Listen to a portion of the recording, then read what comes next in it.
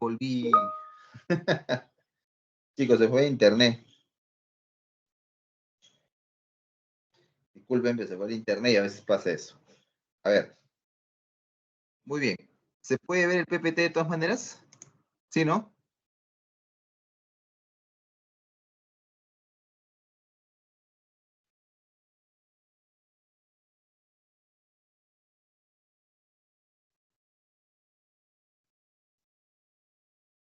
Ya, vamos a empezar entonces. Sí, el internet se había ido, ojalá que no se vuelva a ir. ¿No se ve? No se ve. Ya, voy a volver a cargar, ¿ya? Ya lo vuelvo a cargar.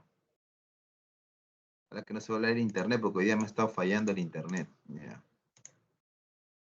Choristar. Ya. Ahora sí, a ver, ya les debe de cargar a alguno de ustedes.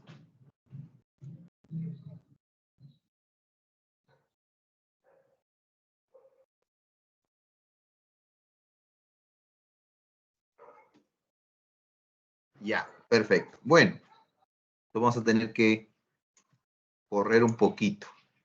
A ver, chicos, Mesopotamia. Mesopotamia, a ver, ustedes, por ejemplo, han visto que es normal que exista todavía, de repente, un familiar, un amigo, ¿no? Que de repente eh, les ha dicho, ¿no? Cuidado, hay un gato negro, no camines por ahí, dice, ¿no? Pero un gato que tiene el Michi, tranquilo con el Michi. No, no, el Michi no. No te metas con ese Michi, es malo, dice. No, vamos por otro lado. Porque la otra vez he cruzado y me han robado. O de repente otra persona que cuando hay una escalera de madera puesta así en la pared, en lugar de pasar por debajo, pasa por el costado, ¿no? O de repente se cae la sal y dice, no, y se agarra la sal y se tira al hombro, no sé, ¿no? De repente conoces a alguna persona que es supersticiosa, ¿no? Porque la superstición es algo muy antiguo, ¿no? Los maleficios, las maldiciones, ¿no? De que, ay, se rompió el espejo, ay, no, ¿qué va a ser de mi vida? No, yo me voy a morir, ¿qué será? ¿No? Entonces, vas a encontrar gente que tiene ese tipo de cosas, ¿no? Entonces, eso es lo que uno va a encontrar de repente en lo... ¿Por qué te hablo de esto? Porque precisamente en Mesopotamia vamos a encontrar esto, ¿no? Vamos a encontrar no solamente el estudio de los astros, el desarrollo de la astronomía, sino también que se crea que tú naces bajo la influencia de una estrella y un planeta, ¿no? O sea, bajo la influencia de la estrella y un planeta, y que eso marca en gran parte tu destino y tu vida. Entonces, eso es lo que, digamos, da a entender, ¿no? Lo que te estoy comentando. Por eso es que también había una especie de se decía que en Mesopotamia, por ejemplo, en Mesopotamia, por ejemplo, se decía que había hasta como una especialidad de lo que eran los maleficios, ¿no? Entonces, cuando a veces traían gente de Mesopotamia para que embruje o maldiga, ¿no? Algo, ¿no? Entonces, es algo normal, ¿no? Hay una anécdota incluso, ¿no? De la Biblia, ¿no? Que es el burrito de Balaam, creo que así se llama, en la Biblia, ¿no? Donde supuestamente Balaam era pues un hechicero, ¿no? De Mesopotamia, que lo trajeron para maldecir a los israelitas, creo que es. Y el burrito se separa porque supuestamente está el ángel ahí. Y él había ido para maldecir a los hebreos, pero al final de cuentas, cuando aceptó ver al Dios verdadero, decidió bendecir a los israelitas, ¿no? Una cosa así, para que veas de que era muy conocida su reputación. Bueno, y Mesopotamia, chicos, quiere decir región entre ríos, ¿ya? Quiere decir región entre ríos. ¿Y cuáles son estos dos ríos que vas a encontrar ahí? El Éufrates y el Tigris, ¿ya? Esos dos ríos que ves ahí. ¿A un gatito? A mis vecinos les gusta hacer mucha bulla. Bueno,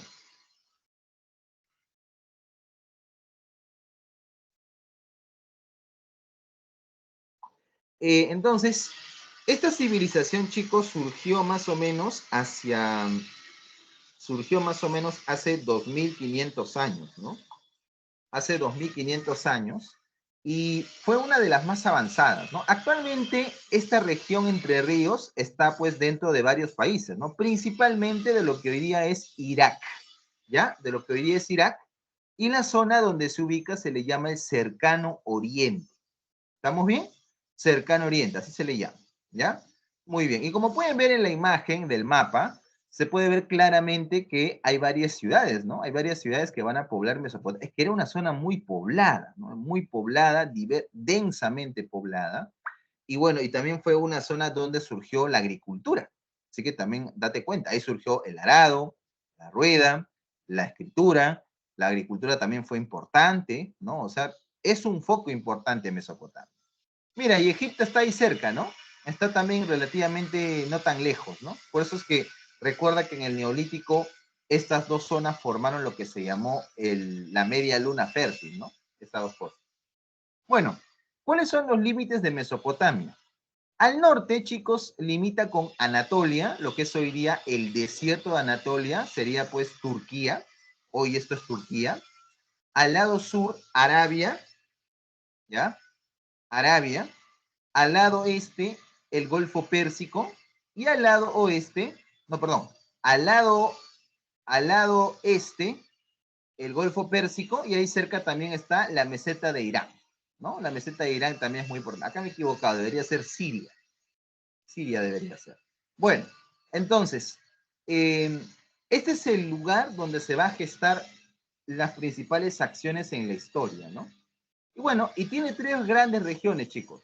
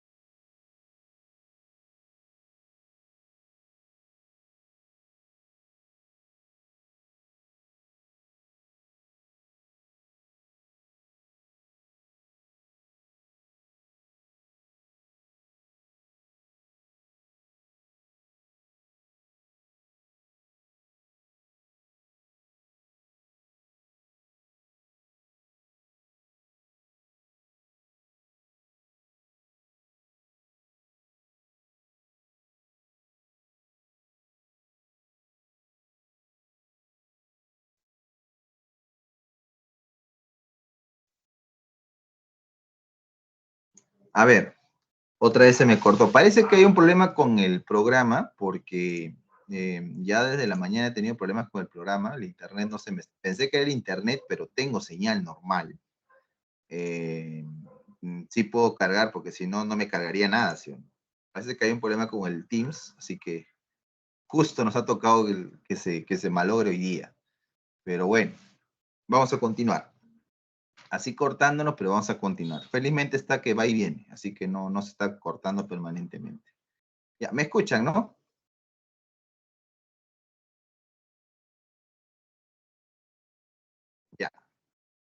Bien, entonces, como decía, Mesopotamia tiene tres regiones. Asiria, que es la zona más al norte, que está cerca de Anatolia, que es una zona montañosa y que va a forjar a un pueblo muy guerrero, los asirios. Al centro, que es Akkad, que es la zona central, también conocida como Caldea. Ahí van a haber dos grandes ciudades, por ejemplo, Babilonia y Akkad. Y la zona sur, que es Sumer, que es la zona más antigua, ¿no? Que es la zona donde van a aparecer también las primeras ciudades, ¿no? Las primeras ciudades aparecen ahí en Sumer, ¿no? Y ahí tenemos a varias de ellas. Una de ellas es Uruk, ¿no? La ciudad de Uruk. Muy bien, entonces repetimos, Mesopotamia, región Entre Ríos. Actualmente la mayoría del territorio se encuentra en Irak.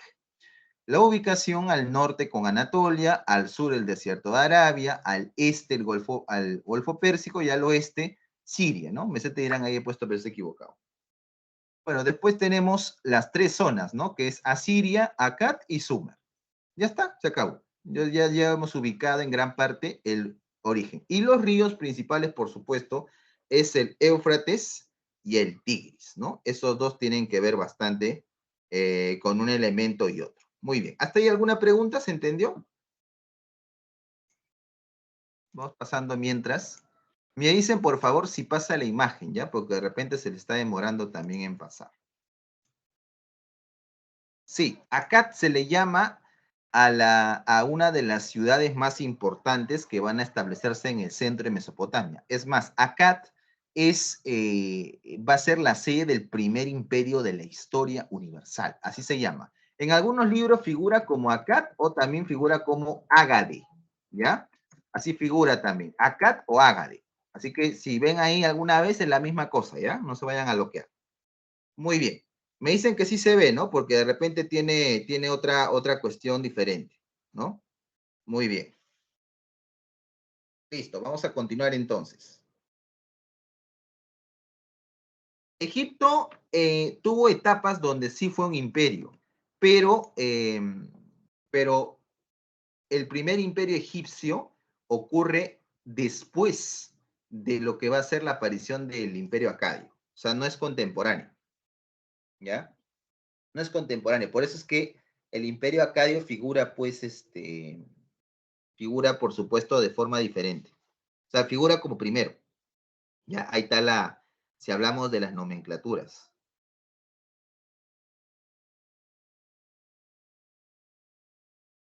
Bien, entonces, vamos con la primera fase, ¿no?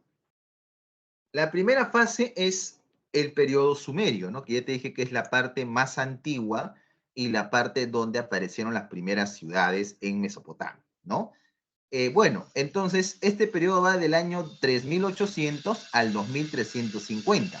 Y ahí tenemos, por ejemplo, la ciudad de Uruk, Ur, Lagash, Nippur, Eridu, Umma y Kish. Esas son las ciudades más importantes. No es necesario que te las aprendas, ¿ya? Yo solamente las menciono. Una ciudad, a ver, ¿cuáles serían las ciudades que yo podría resaltar?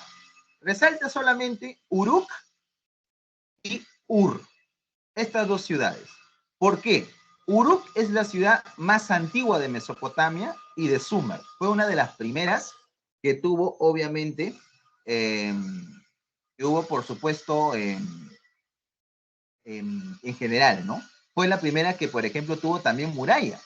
La primera en construir una muralla y esto evidenciaba de que ya había un problema conflictivo, ya habían guerras, ¿no? Eso también demuestra eso. ¿Y Ur por qué? Porque Ur fue también como una ciudad religiosa y fue una ciudad también donde habían varios templos y también fue una ciudad que llegó a unificar una parte de Sumeria. O sea, fue una ciudad también muy poderosa, ¿ya?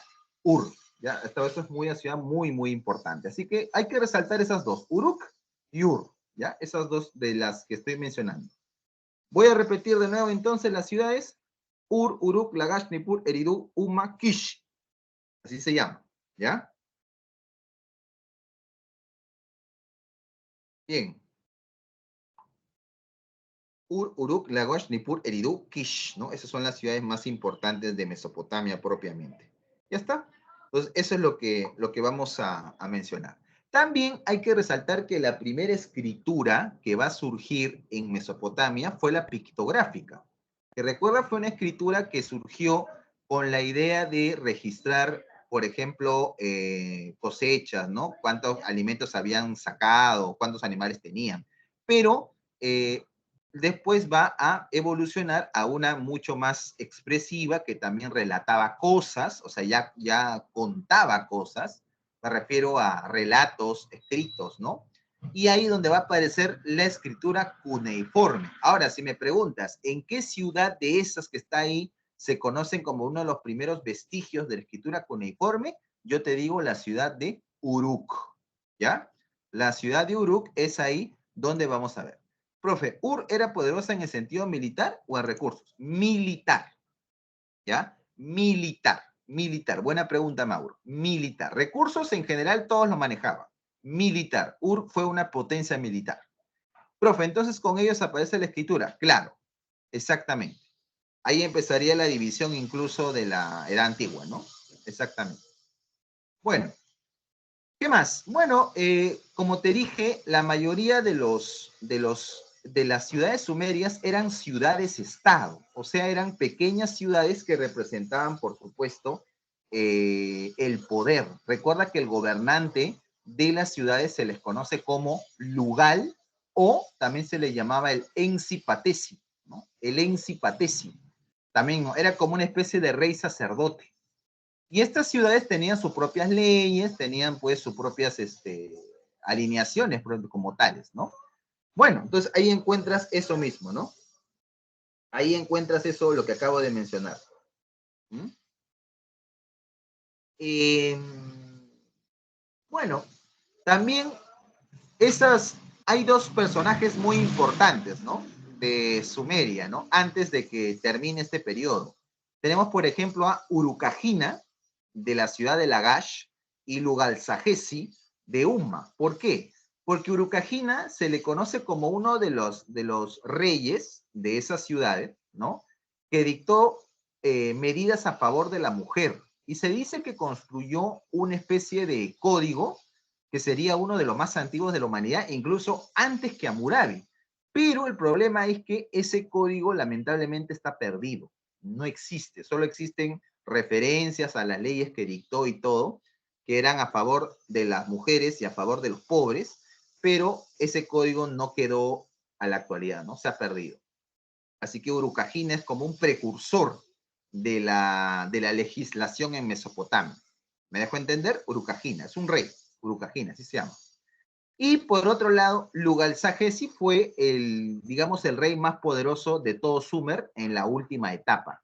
Pero él sería derrotado por otro señor que también se había convertido en otro poderoso, pero este señor venía de la ciudad de Akkad, o sea, fuera de Sumer, en la zona central, en Caldea, ¿no? En esa zona. Y Sargón conseguirá, según se dice en los relatos, derrotará a Lugalsagesi en 35 batallas, dicen las crónicas, ¿no? De la época. Y Sargón, no contento con derrotar a Lugalsagesi, se dice que para humillarlo lo amarró a un poste de madera e hizo que todos los habitantes de la ciudad de Akkad hicieran cola para escupirle en la cara. O sea, cada uno venía y le escupía en la cara, ¿no? Como una manera de burlarse de él y finalmente lo mandó matar, ¿no?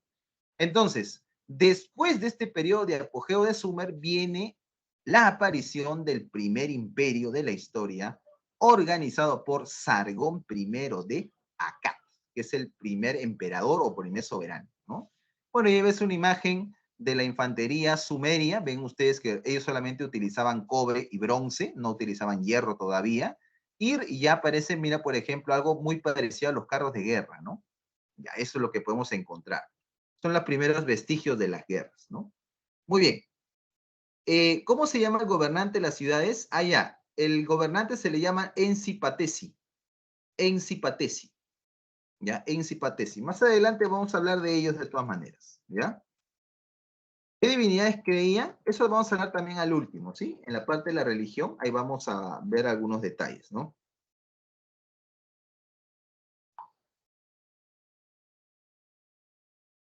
Bueno, eh, Y aquí tienes una imagen de la ciudad de Uruk, que es considerada como una de las primeras ciudades de la historia. Mira tú la distribución. Date cuenta que fue construida en adobe y también fue construida con ladrillo, ¿no? O sea, con el tiempo se desarrolló bastante esta tecnología, mira. Ya podemos notar. Y ese edificio que tú ves al centro, que parece como un templo, ese es el famoso Sigurat, pero que en la Biblia solía ser mencionado como Babel, ¿no? Como la famosa Torre de Babel, ¿no? Por el tamaño que tenía. Y es que, claro, los sigurats llegaban a más de 100 metros de altura. Así que date cuenta, tremenda edificación que obviamente para la época resaltaba muchísimo, ¿no? Y eso da a entender a este relato bíblico, ¿no? Que lea una cosa, ¿no?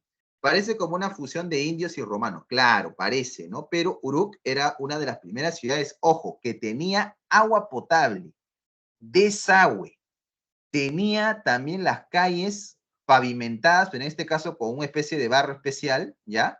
Tenía un sistema de defensas de muralla, tenía baños públicos, estamos hablando de hace 3.000 años, ¿eh?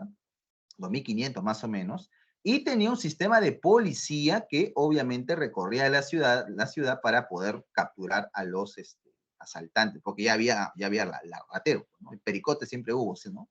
Entonces, date cuenta, Uruk fue una ciudad muy importante en su época, ¿no? Así que tenía esa idea. Muy bien. Continuamos entonces. Entonces, ahora sí hablamos de Sargón I el Antiguo y del Imperio Acadio, ¿no? Sargón I el Antiguo, ¿no? Bueno, el Imperio Acadio, entonces, chicos, fue del año 2350 al 2150 antes de Cristo, ¿no? Duró poco tiempo. El principal emperador fue Sargón I el Antiguo. Y mira, aquí hay una cosa curiosa. Sargón era lo más cercano a lo moderno. Claro, Uruk, exactamente, Mauro. Miren, Sargón tiene un relato muy curioso que se ha recuperado, ¿no? De cómo él supuestamente nació. A ver qué te parece, ¿ya? Sargón dice que eh, él había nacido de una relación con una diosa, su mamá, con un dios, perdón, su mamá se había metido con un dios, ¿ya? Se había metido con Enlil, que era uno de los dioses del viento, Enlil. Y resulta pues que él para evitar que lo maten, porque era una relación pues imposible, y unos sacerdotes lo querían matar porque le habían maldecido a su madre, y al hijo también lo quería eliminar. Pues. Entonces, ¿qué hace ella? Dice que ella, eh, para salvar a su hijo de que lo maten, lo mete dentro de una cesta hecha de mimbre y otros materiales así, una canasta, ¿no? Una canastita, y que la había puesto como una especie de betún así especial para que no se filtre el agua, y adentro lo puso a Sargón, él dice, lo puso ahí, y dejó que las aguas del Tigris, eh, digamos, lo llevase a su destino. ¿Y quién lo encontró? Lo encontró precisamente unos campesinos que lo van a cuidar, y después dice que cuando era joven y empezó a trabajar para el jardinero del rey de Uruk, ¿no? Él, la diosa Ishtar, que era la diosa del amor, se enamoró de él. Y dice que mantuvieron una relación bien calentona con Ishtar, y eso le permitió a él convertirse en una persona importante, y al poco tiempo le quitó el gobierno a este rey, y él se convirtió en rey de Uruk, y más adelante terminó siendo rey de Akkad, ¿no? Su propia ciudad, ¿no? Eso es lo que es, ¿no? Entonces, eso es lo curioso de ese relato. ¿Te parece conocido, sí o no, no? Entonces, eso es lo que te quería mencionar, ¿no? Cómo él narra su propio origen, ¿no? Su propio origen, así que es muy importante, ¿no? Muy bien. Entonces, Sargón fue el soberano que consiguió unificar a casi toda Mesopotamia. Se puede decir que fue el primer imperio centralizado. ¿Por qué centralizado? Porque había una sola capital que regía sobre todo el imperio. Se ha encontrado también de que al parecer organizaron al imperio en provincias. Eso nunca había pasado. Y este imperio también, al conquistar otros pueblos, permitió que estos pueblos que antes estaban alejados, ahora dentro del imperio acadio, se conectaron. Por lo tanto, empezó a surgir un comercio interno, algo que tampoco había existido en la época de Urukagina o en la época de Lugal-Sahesi, de Sumeria, ¿no? No había ese tipo de cosas, ¿no? Entonces, ese tipo de cosas es lo que podríamos notar, ¿no? Así que es importante, ¿no? Y aquí justo, ahí está el imperio. Pueden ver ustedes en el mapa todo lo que es de color amarillo. Miren ustedes, va desde lo que es el Golfo Pérsico y llegó hasta su máxima expansión en el mar Mediterráneo, ¿no? Mira, o sea, llegó incluso a lo que ellos llamaban el mar exterior. Para ellos, conquistar toda esa zona era como conquistar el mundo. Por eso que Sargón se hizo coronar como rey de las 4 zonas del universo. O sea, imagínate, para ellos todo eso era el mundo conocido y para ellos era simplemente conquistar todo. Ustedes saben que en la historia del ser humano se le ha quedado chiquito el mundo, ¿no? Pero eso es lo que ellos decían, el rey de las 4 zonas del universo, ¿no? ¿Mm? Así que es una cosa muy, muy importante. Bueno, entonces, Sargón va a dejar todo eso, ¿no?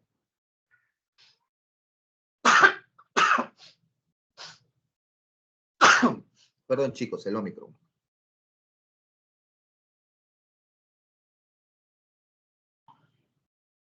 Muy bien.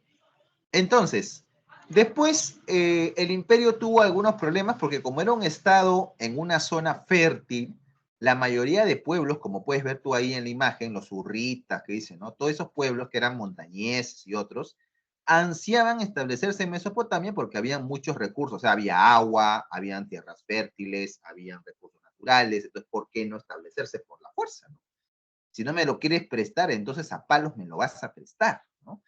Entonces, siempre tuvo problemas de la invasión de otros pueblos, ¿no? Y uno de los últimos soberanos de este imperio fue el nieto de Sargón, Naram-Sin, ¿no? Que llegó a la máxima expansión de este imperio. Lamentablemente, después del gobierno de Naram-Sin, este imperio empezó a tener problemas dinásticos, problemas internos, rebeliones constantes, y poco a poco el imperio se fue fragmentando y perdiendo el poder que tuvo. Finalmente, los que le darían el golpe de gracia a este imperio serían los llamados gutis o guteos, conocidos también como dragones de la montaña, que eran como una especie de pueblos pastores que se establecieron por la fuerza y destruyeron la ciudad de Akkad. La quemaron por completo y hasta el día de hoy, chicos, no se ha encontrado en la arqueología, no se ha encontrado. Se dice que está en un sitio, ¿no? Pero no se ha encontrado más vestigios de la ciudad porque fue destruida por completo por estas tribus, ¿ya? Ojo, dragones de la montaña es un apodo, no vayan a pensar que eran dragones que volando llegaron y quemaron acá, no, no, no, ¿ya? Sino todo lo contrario, gracias, ¿ya? Todo lo contrario. Así que los gutis o guteos destruyeron el imperio acadio y quemaron la capital. Los gutis eran como bárbaros, claro, algo así, ¿no? Algo así como un elemento, ¿no? Como un elemento más. Muy bien. Entonces, eso es lo que podríamos resaltar como una cosita más. Bien.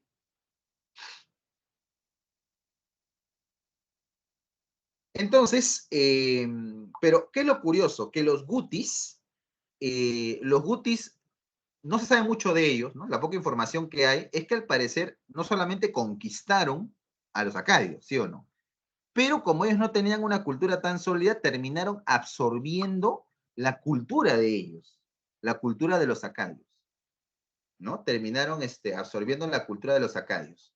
O sea, el conquistado fue dominado finalmente, el conquistador, perdón, fue dominado culturalmente por el conquistado.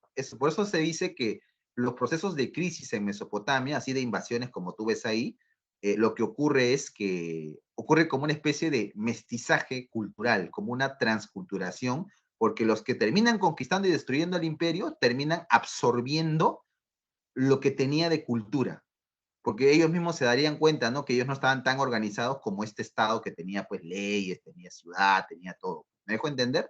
Por eso se dice que los procesos de transición o de crisis en Mesopotamia, repito, son procesos de transculturación o de mestizaje cultural. ¿Me dejo entender? Ya, eso es lo que pasó más o menos. Muy bien.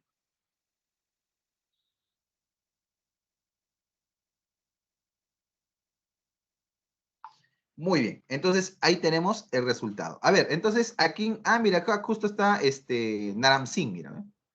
Él es Naram Sin. Ahí está en una estela muy famosa, y mira, tiene la corona que representa las 4 zonas del universo, una corona con cuernos, y puedes notar que está caminando por encima de los enemigos derrotados. Está subiendo como una montaña donde está arriba el sol, que representa a Shamash.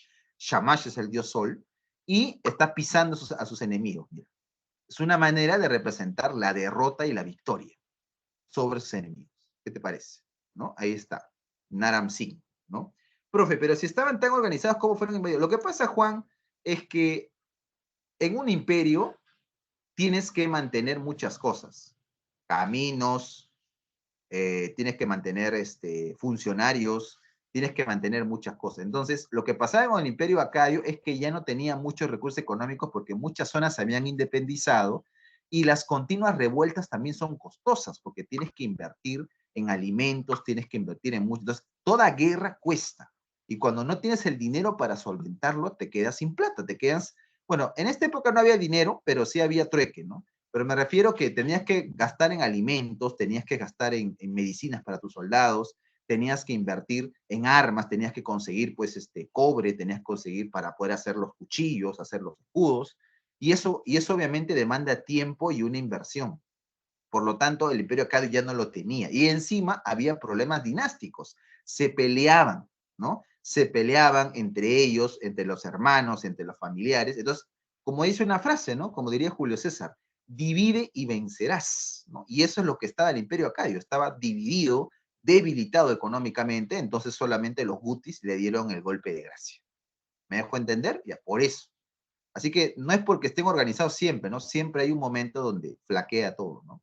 Profe, su manera de gobernar era una monarquía. Claro, era una monarquía teocrática, porque el rey era considerado como un dios, monarquía teocrática, ¿no? Una cosa así. Ya, muy bien. Sigamos entonces. Pero de ahí vemos un renacimiento de Sumer, ¿no?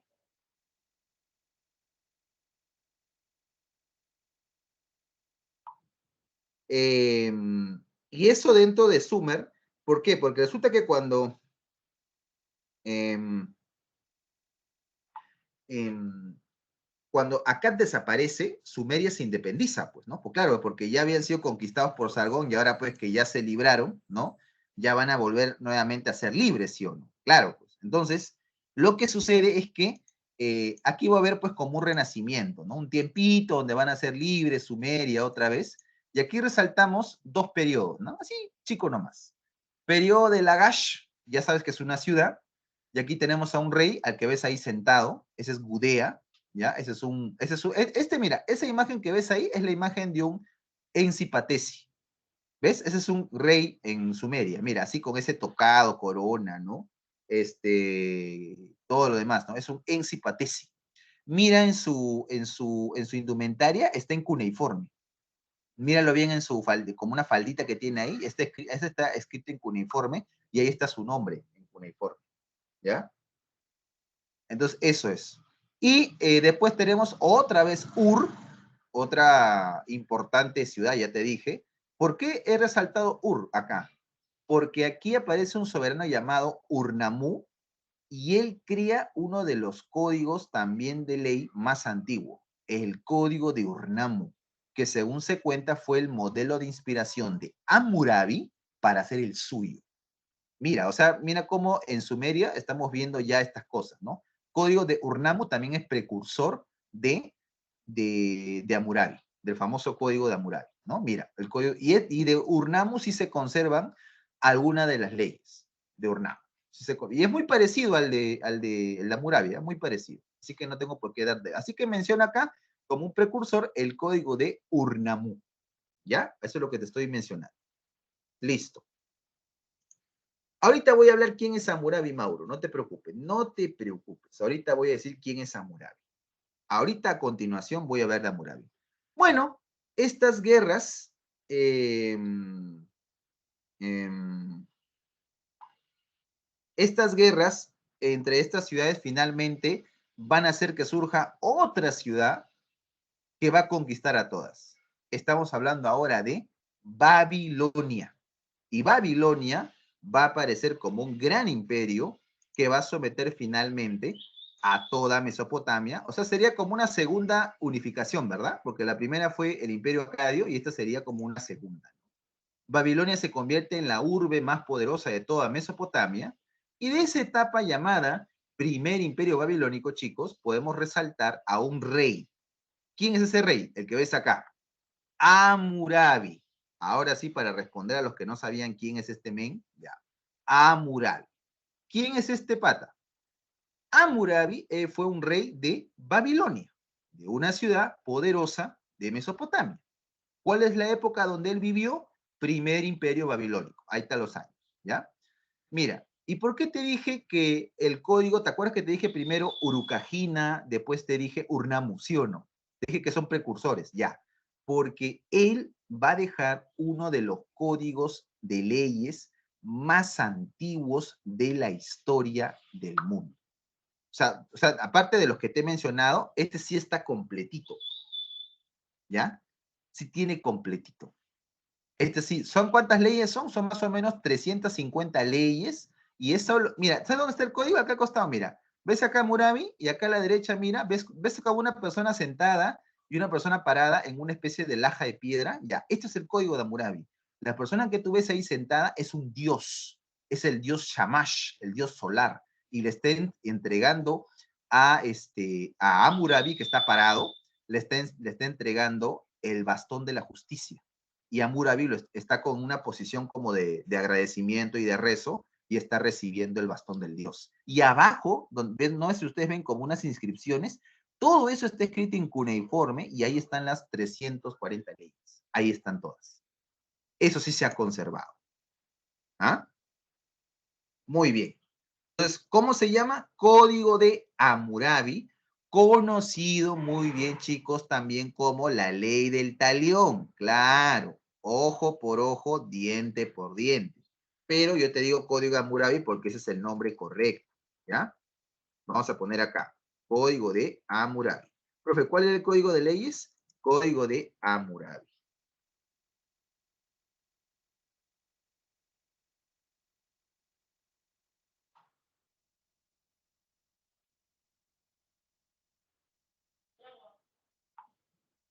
Muy bien, ¿se entendió, no?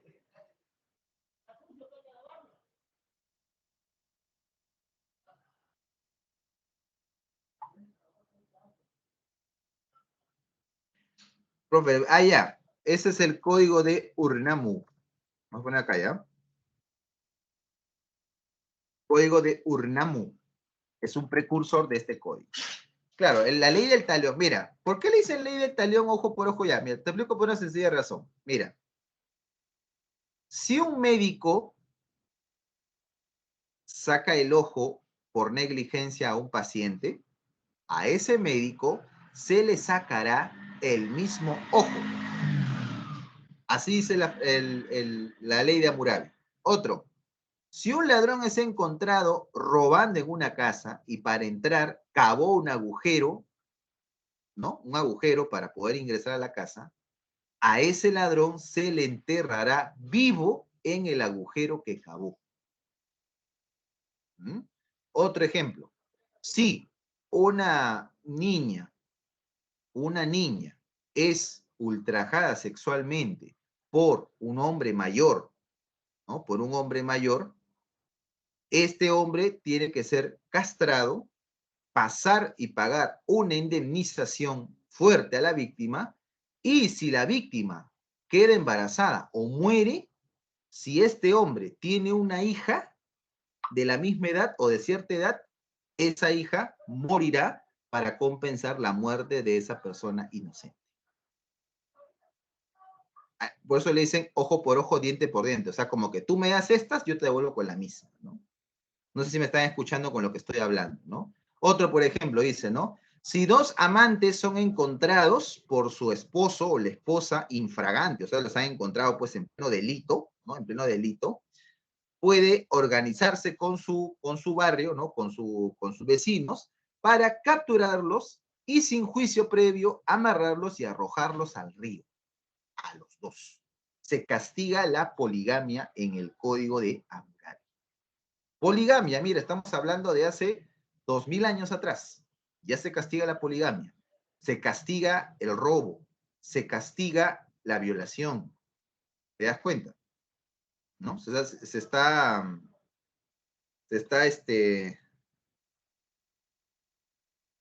eh, cambiando, ¿no?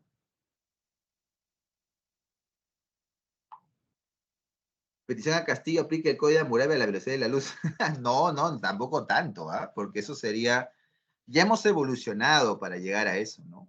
Pero lo importante del código de Hammurabi, chicos, es el avance de la legislación mesopotámica hace 2000 años, porque no solamente habla de los delitos o no solamente habla de las penas, ¿no? O los premios, también habla de personas que de repente no deberían estar, ¿no? Por ejemplo, también hay leyes a favor de los esclavos, hay leyes a favor de la mujer, a favor de los niños, a favor de los ancianos, ¿no? Por ejemplo, el Código Hammurabi contempla que si tú maltratas a tu padre, ¿no? Lo insultas o le quitas la casa, el Código Hammurabi estipula de que por agredir a tu padre te pueden azotar, y si en caso tú matas sabiendo que tú lo mataste para quitarle su casa, te condenan a muerte, ¿no? Te condenan a muerte y tu cuerpo es quemado y las cenizas son arrojadas al río. O sea, simplemente no existe. Por eso les digo de que tiene un avance muy importante el Código de Hammurabi, a pesar de tener 2000 años. No quiere decir de que hay que aplicar todas las cosas, ¿no? Pero date cuenta que tenemos un elemento, ¡ay, qué pasa! ¿Qué tienes? Sería justo, pero a la vez injusto porque abarca a otras personas que no tienen la culpa. Claro. Profe, disculpe, pero esta ley era como la misma clase social o era indiferente entre ellas. No, es algo muy importante que en el Código de Hammurabi se estipula que todos son iguales ante la ley.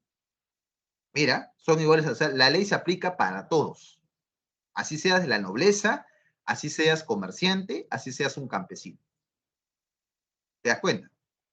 Esa es la gran diferencia que podríamos mencionar. Muy bien.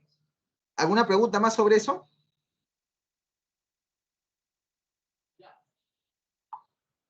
¿Alguna pregunta más?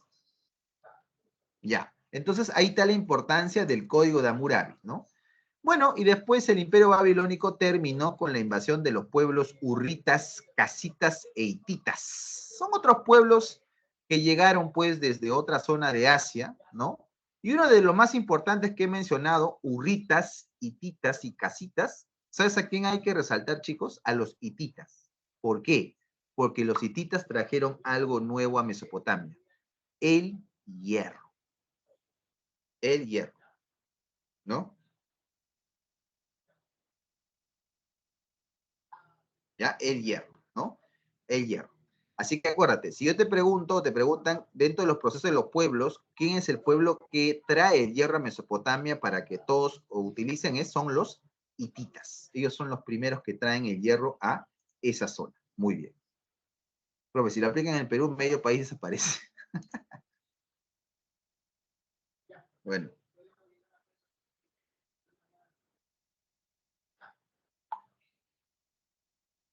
Muy bien. Entonces, y ahí está la importancia de los hititas.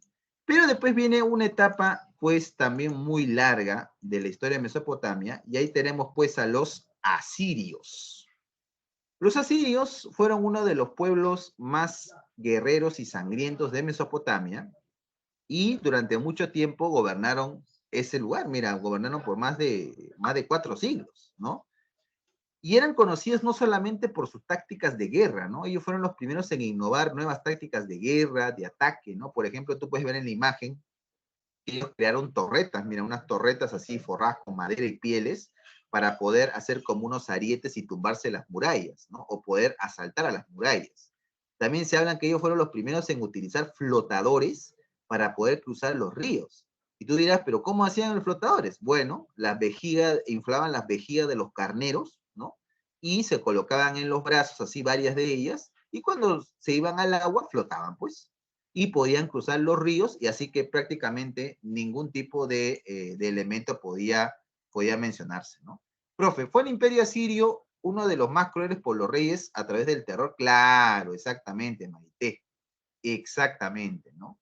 Exactamente. Fue uno de los imperios que utilizaron el terror como dominio. Muy bien, claro que sí. Ese es un dato muy importante. A ver, entonces, y bueno, como pueden ver, ¿no? Torretas, flotadores, ¿no? Se habla bastante de eso, ¿no? Y de la táctica del miedo como tal. Ahorita vamos a explicar un poco más sobre eso del miedo. Algunas de las capitales más importantes de los asirios chicos fueron Asur y Nínive, ¿no? Fueron grandes ciudades que ellos construyeron y que durante sus etapas de la historia se fueron convirtiendo en ciudades grandes, ¿no? Y ahí tenemos a dos soberanos que podemos resaltar, chicos. Asurbanipal y Sargón II. Asurbanipal, ¿por qué?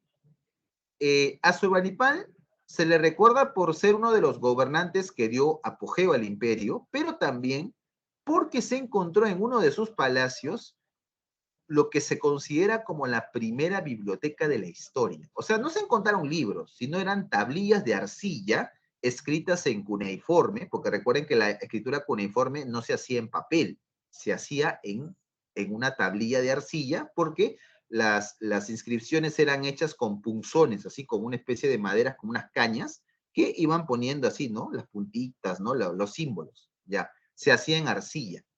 Entonces se encontró toda una serie de varias tablillas de arcilla donde había información histórica, había documentos y había también relatos históricos y también literatura. Ahí, por ejemplo, se encontró una versión también del famoso poema de Gilgamesh, que es uno de los héroes más conocidos de la antigüedad, ¿no? Gilgamesh, el famoso Gilgamesh.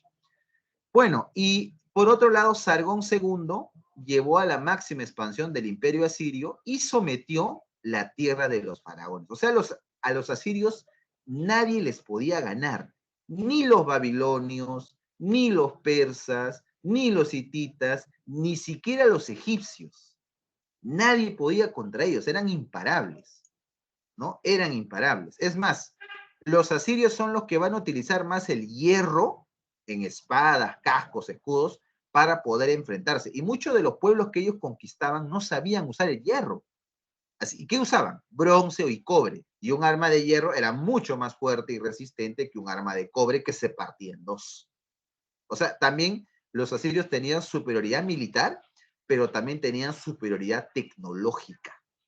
¿Te das cuenta? Así que los asirios tenían ese tipo de cosas, ¿no? Bueno, después otra cosa importantísima, ¿ya? Eh, Otra cosa importantísima, profe, estaban bien organizados y tenían buena mano, claro. Pero ustedes dirán, pero si ellos conquistan, ¿de qué viven económicamente? Claro, porque tienen que vivir de algo, ¿sí o no? Porque no van a conquistar gastos, sino es un gasto. Ya, ya mira. Ellos vivían de dos cosas. Vivían en primer lugar del cobro de impuestos, ¿ya? O sea, que llegaban a un lugar, imponían impuestos y tenías que pagar. Si no pagabas, te fregabas. ¿Eh? Y en segundo lugar, una venta de esclavos. O sea, cada prisionero que agarraban, o sea, que capturaban en las ciudades, los vendían en gran cantidad y sacaban plata de eso, ¿no? O sea, ¿podemos decir que los asirios eran esclavistas? Sí, sí eran esclavistas.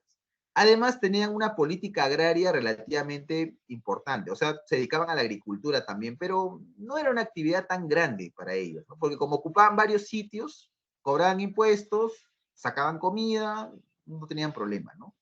Pero eso fue también uno de los inconvenientes que después más adelante les va a pesar. O sea, el hecho de cobrar impuestos nada más y vender esclavos les dio posesión y todo, pero durante el tiempo eso fue cambiando, ¿no? Bueno, pero ¿qué pasó finalmente, no? En la última etapa del Imperio Asirio, las luchas internas, el debilitamiento económico, porque resulta que al final, como dejaron de conquistar, ya no tenían pues esclavos para vender, y también pues muchas de las provincias que les pagaban impuestos se habían rebelado, así que los asirios ya no tenían pues los recursos para poder contener a estos rebeldes y empezaron a quedarse sin recursos. Aprovechando el bug, los medos y los babilonios, dos pueblos importantes, finalmente se aliaron para destruir a los asirios, ya te dije, aprovechando el bug, ¿no? Y los destruyeron por completo. Tanto así que la ciudad de Nínive fue barrida por completo. La capital de los asirios fue borrada del mapa. Fue borrada del mapa. Y ahora tú me dirás, pero ¿por qué tanta enajenación? ¿Por qué tanto odio a los asirios? Por esto, mira. Por esto los odiaban. Mira. Por eso los odiaban.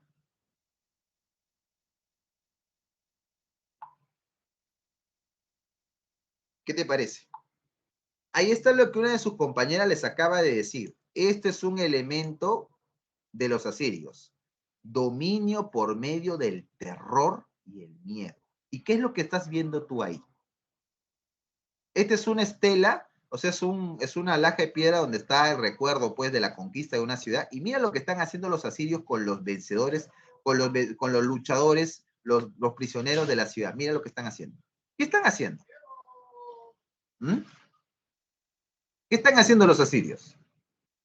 Los están empalando, chicos. O sea, están colocando unos maderos gruesos, puntiagudos, y les están atravesando la garganta que les sale por el cuello, como si fueran pollos de mercado. Así como los ve colgaditos en el mercado, igualito. O en el peor de los casos, atravesaban ese tipo de palos de madera filudos que ellos mismos producían y los metían por el ano y los atravesaban como anticucho a los prisioneros hasta que salga por la boca. Muchos de los prisioneros, al ocurrir todo eso, estaban vivos y obviamente ya te imaginarás las escenas de dolor y de terror que muchos de ellos tenían. Más que anticucho, pollo a la brasa, ¿no? Una cosa así. Y los empalaban. Era algo que les encantaba a los asirios, ¿no? Por eso, si una ciudad se rebelaba, la borraban del mapa por completo, ¿no? Destruían por completo todo. Incluso se daban la orden de que la ciudad sea destruida hasta por debajo de la altura del pie, ¿ya? O sea, todas las casas eran demolidas. Los campos de cultivo alrededor de la ciudad rebelde les arrojaban sal para que no crezca nada, o sea, simplemente que esté estéril, ¿no? Y destruían toda la ciudad ladrillo por ladrillo. Y a los prisioneros que sobrevivieron, algunos los venden como esclavos y a otros los empalan y a otros los despellejaban vivos. ¿Qué hacían? Los ponían patitas arriba con las manos abajo colgando y venían los asirios, ¿no? Sacaban su cuchillo y en la rodillita o en la pierna o en el dedo del pie les empezaban a cortar un pedacito de piel acá, otro pedacito, como si estuvieras cortando carne, ¿no? Un poquito mientras gritaba el prisionero y después en esos de los que han abierto la piel un poquito en el pie o en la pierna, ¡fua! Lo jalaban así como si le sacaran el polo, así, ¡fua! Le sacaban y los desollaban por completo. Y no contento con haberlo desollado y la persona pues que está en shock de tanto dolor, les arrojaban sal al cuerpo para que se retuerzan más y mueran de una vez por el shock. Pero la idea era que se alargara el dolor, porque ya te dije que a ellos les gusta el terror y el miedo. Sí, le echaban sal a la carne viva, ¿te imaginas? O sea, era para que griten y tengan todo ese mucho, ¿no? Bueno, muy bien. Así que ya sabes por qué, como eran de tóxicos, finalmente los medos y los babilonios se unieron para destruirlos de una vez, ¿no? O sea que ya, cuando desaparecieron los asirios, nadie los extrañó. Nadie los extrañó. Bueno, ahí está el imperio asirio entonces. Y ahí viene, chicos, entonces la última etapa de la historia de Mesopotamia. El segundo imperio babilónico, ¿no? El segundo imperio. Y aquí Babilonia vuelve a surgir, chicos, como una ciudad, renace de las cenizas y se vuelve a convertir en la ciudad más grande y próspera de toda Mesopotamia. ¿Y a quién se le puede deber todo esto? Al que ves en pantalla, al rey Nabucodonosor II, ¿ya? Nabucodonosor II, él fue el que embelleció, reconstruyó y fortaleció la ciudad de Babilonia en esta etapa. Él, por ejemplo, construyó un templo, ¿no? El Sigurat de Marduk, ¿no? En uno de los templos más grandes en Mesopotamia, en Babilonia.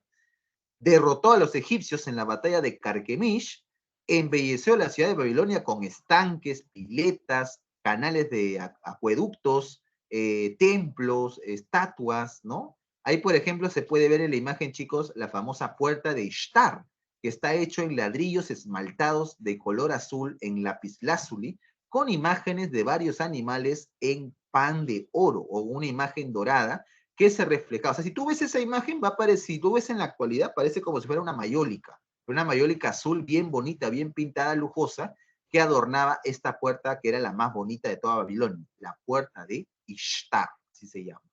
Y bueno, también se le conoce a Nabucodonosor como el que construyó los jardines colgantes, una de las maravillas del mundo antiguo. ¿Cómo se veía la Babilonia de la época de Nabucodonosor? Así. Esa es la Babilonia de Nabucodonosor. A la izquierda ustedes pueden ver los famosos jardines colgantes. Miren ustedes, está en 2, 3, 4 pisos tiene.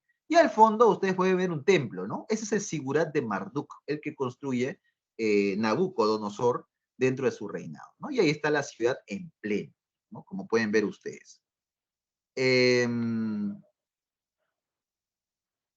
perdón, lo vencieron los egipcios, sí tienes razón, me he equivocado yo. Lo vencieron los egipcios, sí, porque Nabucodonosor quiso conquistar Egipto, pero no lo consiguió. Nabucodonosor perdió en la década. Gracias por la aclaración, Cristian. Muy poco azul usan, sí, pues. Bueno, entonces ahí tenemos esa visión, ¿no? Nabucodonosor, a la muerte de él, sus descendientes no consiguieron prevalecer el apogeo de Babilonia y lo irán perdiendo poco a poco. Finalmente, ante los problemas que ya experimentaba, otro gran imperio va a terminar conquistando esta ciudad. Y esto va a ser los persas. Los persas, al mando de su emperador Ciro el Grande, someterán Babilonia y Mesopotamia va a formar ahora parte del imperio persa. Y nunca más Mesopotamia volverá a ser independiente. Nunca más. Ahí queda la última etapa de independencia durante el segundo imperio babilonio. Es más, Babilonia va a ser abandonada y en la actualidad, de ser en la antigüedad la ciudad más grande de la antigüedad, incluso hasta más grande que Roma, más grande que Roma, más grande que Atenas, era Babilonia. A ser hoy ruinas. Porque Roma y Atenas existen hasta el día de hoy, chicos, pero Babilonia fue abandonada. Poco a poco. Fue despoblada Babilonia, ¿no? Muy bien. Esa sería la última etapa entonces de la historia de Mesopotamia, segundo imperio babilónico, Nabucodonosor, segundo soberano de Babilonia. Ya está. Nabucodonosor, un nombre muy bonito que le puedes poner a tu hijo, ¿no? Nabucodonosor, Urukagina, Lugalsagesi, ¿no? Amburabi, ¿no? Imagínate tu nombre, ¿no? Amburabi, ¿no? Tu hijo le pones Amburabi. Bien. Muy bien. ¿Alguna pregunta hasta ahí mientras voy colocando esto? ¿Todo bien hasta ahí? ¿Alguna cuestión o ninguna?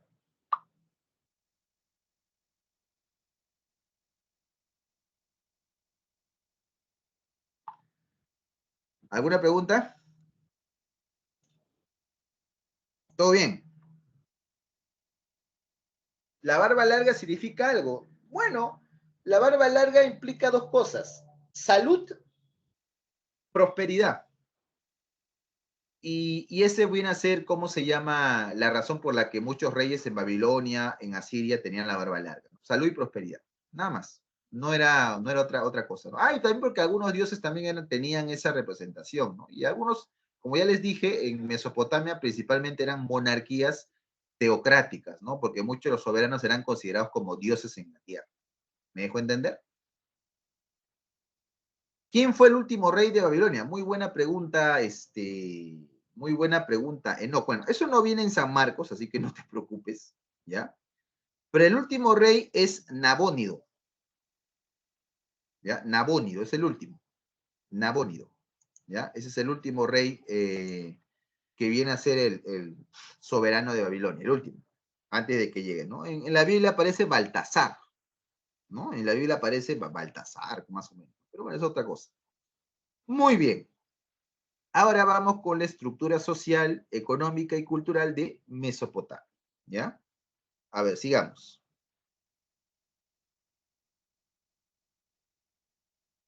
Mira, la sociedad de Mesopotamia era pues políticamente estratificada, ¿no? O sea, cada uno tenía una función en la sociedad y cada uno respetaba lo que tenía, ¿no? Por eso es que habían tres grandes grupos, ¿no? Awilum, Mushkenus y Wardu. Eran tres grandes grupos, ¿no? Los Awilum eran la élite, ¿no? Los que gobernaban o tenían el poder.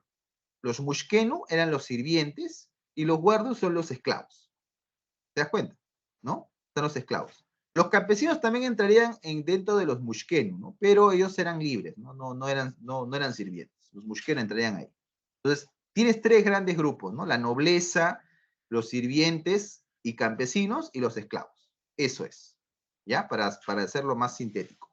Incluso ahí al costado puedes ver la imagen y ahí te dice, por ejemplo, las cosas que hacía cada uno, ¿no? Mira, dice, ¿no? El rey tenía el poder ejecutivo, legislativo y judicial, ¿no? Los sacerdotes ejercían función de administración, los campesinos y artesanos realizaban actividades agrícolas, ganaderas, los esclavos construían canales, diques, puertas, murallas, palacios. ¿Ves? O sea, cada uno tiene una función. ¿Te das cuenta? Por eso te digo que es una sociedad desigual, pero muy marcada las diferencias, ¿no? Muy marcada. Y ahí está justo lo que te dije, ¿ves? Ensi o patesi, que es la misma cosa, rey sacerdote, ensi patesi, Lugal, que es el líder militar, que son los nombres que recibían los soberanos en Mesopotamia. ¿Te das cuenta? De ahí tenías pues a administradores, sacerdotes, comerciantes. Y mira, en el caso de los esclavos habían dos tipos, ¿no? Los que eran prisioneros de guerra y los que debían al Estado, o sea que tenían que pagar impuestos, tenían que pagar prisión, ¿no? O sea, si no pagabas impuestos te ibas a preso. Ahora ya no, pues, ¿no? Ahora no te meten preso por eso. Por deudas nadie te mete preso, ¿no? Pero sí, obviamente, en esa época sí, ¿no? Deudores del Estado y podías ser esclavo mientras no pagabas tu deuda. ¿Mm? Mientras no pagabas tu deuda, eras esclavo. Muy bien, eso es en el caso de la organización política y social de Mesopotamia. Después, chicos, tenemos la economía, ¿no? ¿Qué cosa tenías, por ejemplo? Una agricultura bastante variada, ¿no? Tenías, pues, ellos utilizaron bastante los canales de regadío, cosecharon bastantes cereales y hortalizas, por ejemplo, el trigo, el centeno, la cebada, dátiles, frutas también, como por ejemplo duraznos, ¿no? Los en Mesopotamia ya se comían duraznos, ¿no? Los famosos duraznos que tú has comido pues en conserva, ¿no? Tu melocotón, pues, ¿no? Que tú le das melocotón también, ¿no? Algo semejante entre otros productos también, ¿no? Que ellos ya conocían. También habían domesticado pues a las cabras, habían domesticado a las vacas, ya tenían ese tipo de ganado vacuno, ganado caprino. Y en el ámbito comercial, pues también habían pues, las ciudades aprovechaban bastante el comercio, ¿no? Así que importaban materiales que, por ejemplo, no tenían, ¿no? Por ejemplo, en Mesopotamia no habían bosques, pero importaban madera, por ejemplo, de Fenicia, que era un pueblo de comerciantes, ¿no? Fenicia, de ahí sacaban madera, ¿no? Piedra lo traían desde el norte, ¿no? Donde había montañas, porque Mesopotamia era todo arena, tierra, no había rocas, ¿no? Y bueno, exportaban pues las lanas de sus cabras, sus cereales, ¿no? Eran muy consumidos, ¿no? Porque eran tierra fértil, como te digo, ¿no? Y bueno, y en las artesanías ya hemos visto pues la destreza de los artesanos en Mesopotamia, ¿no? Escultores, los que hacían cestas, ¿no? Pintores, o sea, habían toda una cantidad de personas profesionales para las artes. Era muy importante eso en Mesopotamia también, ¿no? Muy bien. Ahora, ¿qué más? Y, por supuesto, no podemos dejar de resaltar lo que ya hemos mencionado, ¿no? Aquí, por ejemplo, ustedes pueden ver la escritura, que ya les dije que era otro aporte cultural de Mesopotamia, ¿no? La escritura, que surgió en Uruk, ya te dije. Otro fue la legislación, que ya te mencioné que fueron el código de Hammurabi y el código de Urnamú. ¿Te acuerdas que les dije? Ya, ahí está, otro aporte de Mesopotamia. Y en la arquitectura, como puedes ver en la imagen, usaron ladrillos de adobe y cerámica vidriada para sus edificios, ¿ya? Crearon además en la estructura para sus templos, ojo, el arco de medio punto y la bóveda de cañón. Ahorita van a ver esa imagen, ¿ya? Y por supuesto también construyeron grandes templos llamados sigurats, que es el que ves tú en imagen. Ese es un sigurat, ¿ves? Y si yo les pregunto, ¿qué utilidad tenía un sigurat, chicos? Tenía estas utilidades. 1, era un templo. 2, era un almacén de alimentos. 3, era un observatorio astronómico. Y 4, era un lugar para ejercer el gobierno. ¿Ves? 4 cosas te he dicho. Repito, templo, almacén, observatorio astronómico, sede de gobierno. Esas 4 cosas era el Sigurat. Por eso el Sigurat, chicos, por el tamaño que tenía, era casi como el centro político religioso de la ciudad o de las ciudades en Mesopotamia. ¿Estamos hasta ahí? ¿Ya? Esa es la importancia del Sigurat. Ahí ven ustedes el Sigurat, ¿no?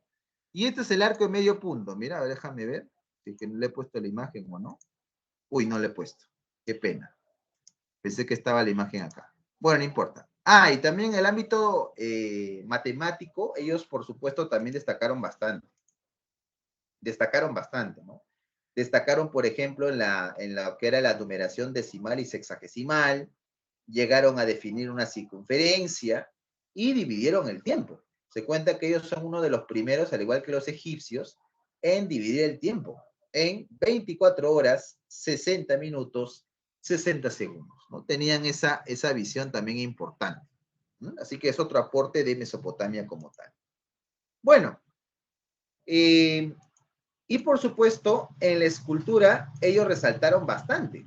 Se puede decir que la escultura en Mesopotamia refleja muchas cosas, chicos. Refleja, por ejemplo, motivos religiosos, ceremoniales, pero también se muestran escenas de guerra, de batalla, de un rey, por ejemplo, que en esas imágenes te cuenta su victoria, ¿no? O celebra su victoria sobre tales pueblos al haber destruido, ¿no?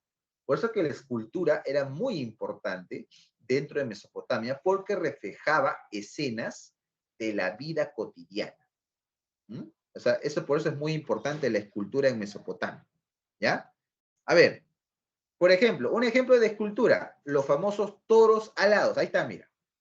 Los toros alados, llamados también lamazu. Chicos, díganme ustedes, ¿en dónde se colocaban estos toros alados? ¿Dentro del palacio o en la puerta, afuerita nomás de la puerta? ¿Dónde se colocaban estas cosas? A ver quién me dice. ¿Mm?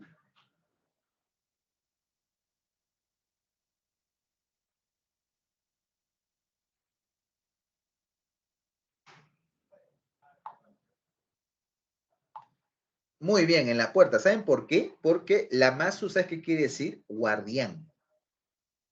Guardián. Y ustedes me dirán, pero ¿por qué ponían tremenda cosa? Porque yo te dije, ¿te acuerdas que al inicio de la clase te dije que en Mesopotamia los eran muy supersticiosos? Ya, pues entonces había la idea de que posiblemente la gente, cuando pasa o algún hechicero te puede lanzar una maldición y eso te puede generar mal, ¿no? Te hace mal. Entonces los lamazus son como amuletos gigantes que se convierten en personas, obviamente, o en seres, perdón, mitológicos, pero que cuidan, protegen y repelen los maleficios, los espantan, ¿no? Por eso que figuran como con cabeza de humano, cuerpo de toro, ¿no? Y se cuenta que estos lamazu, ¿ya? Lamazu son los primeros ángeles, porque esta es la primera representación, porque ¿sabes qué cosa significa ángel? Guardián, protector. ¿Y qué significa lamazu? Guardián, protector. Se dice que aquí está la primera referencia de lo que son después los famosos ángeles, protectores de algo. ¿Ves? Por eso es que ahí están los famosos toros alados que tienen un significado, ya te dije, un significado supersticioso. ¿No te has dado cuenta que en algunas casas colocan amuletos? No sé si ustedes han visto cuando entran a la casa de tu tía, no sé, de tu primo, no sé, que en la puerta, atrás de la puerta le han colocado como una especie de plantita. ¿Han visto, no? Que cuelga en la puerta así como una sábila. ¿Han visto o no han visto? Que algunos colocan eso. Ya, eso, por ejemplo, es un amuleto. Si tú le preguntas Si tú le preguntas a la persona por qué coloca eso, ¿qué te dice? Que la gente cuando entra de la calle, a veces entra de mala onda, envidiosa, ¿no? Entra así, entra de mala onda y ¿qué hace? Que cuando tú entras, entonces, toda esa maldad, esa plantita lo chupa y toda esa maldición, esa envidia no se queda en tu casa y te hace daño. Entonces como que esa cosa te repele y te protege. ¿Te das cuenta? ¿Mm? Es lo curioso, ¿no? Que cómo la superstición te lleva a muchas cosas, ¿no? Profe, en Turquía dicen que ponen en la puerta como un amuleto que tiene un ojo, pero no sé cómo se llama. Claro, sí es verdad. Los romanos, ¿sabes qué cosa ponían en sus puertas? Ponían amuletos de pene, en forma de pene. Y cuando venían las personas que eran amigos, les regalaban amuletos en forma de pene. Usted me dirá, profe, está mintiendo. No, los romanos decían eso, porque el pene era símbolo de prosperidad y de fuerza. No estoy riendo, de verdad.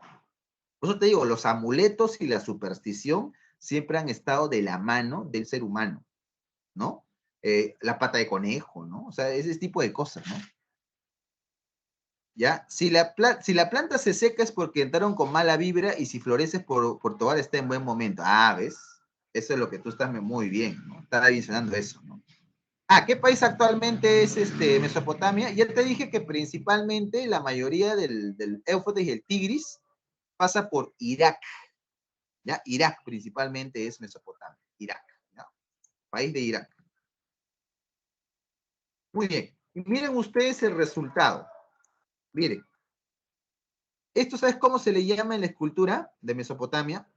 Bajo relieve, porque le dicen de que es muy realista y enfoca bastante los detalles de los músculos y las expresiones. Por ejemplo, ¿qué ves tú ahí? Ves una leona que está agonizando y sufriendo después que unos humanos la han ido a cazar y le han incrustado flechas. Y ven a la leona que está agonizando y está rugiendo posiblemente de dolor, mira las piernas, por ejemplo, de atrás, todos tensas ya, ¿no? Está viviendo sus últimos momentos. Esto se le llama, eh, esto se le llama, como te digo, bajo relieve. Y dígame, ¿se ve real o no se ve real? Más o menos, ¿no? Se ve algo real, ¿verdad? Bueno, ese es el bajo relieve. Acá hay otro, mira. Acá hay otro. Mira, es que este bajo relieve no solamente mostraba escenas de caza, también eran puestas en los palacios. Mira tú cómo ahí, mira, ese es Asurbanipal, un rey asirio, que está agarrando del cuello al león que está ensangrentado por las flechas y le está dando el golpe final, le está metiendo un espadazo para matarlo, lo está atravesando, mira. Mira cómo él está paradito, tranquilo, ¿no? Como si agarrara pues un peluche, ¿no? Y el león está que se lanza encima, ¿no? Esto también tiene significado político, porque pintarte o retratarte matando bestias y tú en una posición hierática, o sea, una posición firme, ¿qué cosa quiere decir? Poderoso, pues. Señor de las bestias, por encima de las bestias. Por eso que tú ves ahí tremendo, o sea, está agarrando, pues, no está que lo agarra así al león y lo mata como si fuera un Michi cualquiera, ¿no? ¿No? A eso me voy, ¿ves? O sea, el bajo relieve y la escultura en Mesopotamia, como ven, tiene motivos realistas, religiosos y políticos, porque ahí el rey se está mostrando como invencible. ¿No? Al león la agarra, este leoncito fue, toma tu cuchillo, dice, ¿no? Ya está, ¿ves? Eso también es muy importante. Listo. Bueno, y por último, me estaba preguntando hace rato, profe, ¿en qué creían? Bueno, ellos son politeístas, pero te voy a contar algo. Ellos no tienen cielo ni infierno, no tienen eso. Se dice que la religión en Mesopotamia era muy pesimista, trágica. O sea, todos asumían que las cosas que pasaban en la vida de uno eran por castigo de los dioses, que los dioses nunca estaban supuestamente tranquilos con los humanos. Es más, se cree, o ellos creían, que lo mejor que te podía pasar era vivir con amuletos para que no te pasen cosas malas, ¿no? Por eso que la gente era muy supersticiosa en Mesopotamia. Pues. Pero es que estos maleficios o que los dioses no querían a la humanidad. O sea, que no se, a la humanidad como que le tenían, bueno, ya los creamos, ¿no? Pero pucha, es el mal necesario. una cosa así. Por eso es que hay una visión fatalista. Ellos consideran de que todo lo que tú tienes que vivir se vive acá. Y cuando te mueres, ahí quedas y nada más. No tienes una vida mejor, no, no, no, como el cristianismo te dice, ¿no? Que vas a ir al cielo, ¿no? Paraíso, vas a tener una vida eterna muy, muy buena, ¿no? No, en Mesopotamia no te dicen eso, te dicen la vida y el sufrimiento está acá, así que vívelo acá. Cuando te mueras, desapareces simplemente, ¿no? Eso es. Por eso que es muy importante lo que le estoy diciendo, ¿no?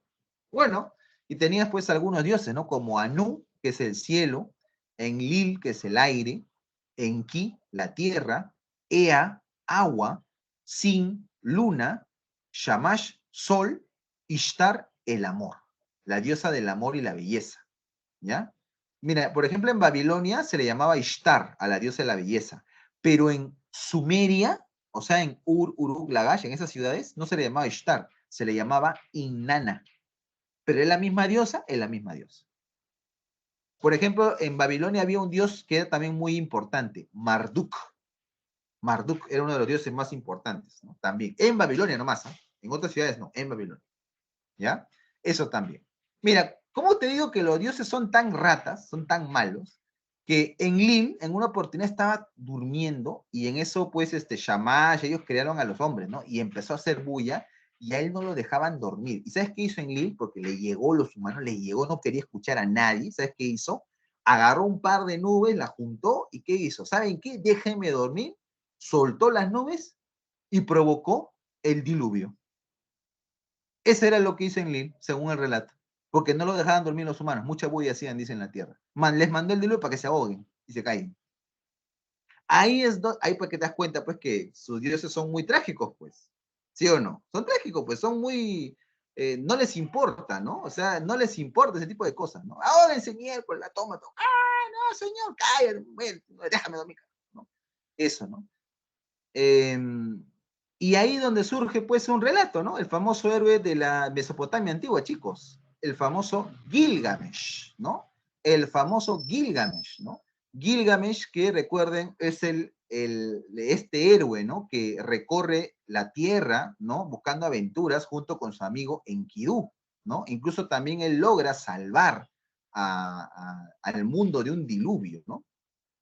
Profe, ¿la imagen anterior es símbolo del poder político? Sí, la del león con el pata, sí. Sí, sí, sí, representa el poder, pues, claro. ¿No? Los Eternals. Sí, pues, parece los Eternals, ¿no? Exactamente, ¿no? Tienes mucha razón, Jairo. Es más, en Eternals aparece Babilonia, pues. Aparece Babilonia. ¿O me equivoco? Los que han visto la película se deben haber dado cuenta. Bueno, entonces, ¿qué es lo gracioso? Que Gilgamesh, ¿no? Hace toda la, hace la, o sea, salva a todos, ¿no? Pero ¿qué es lo curioso del cuento de Gilgamesh?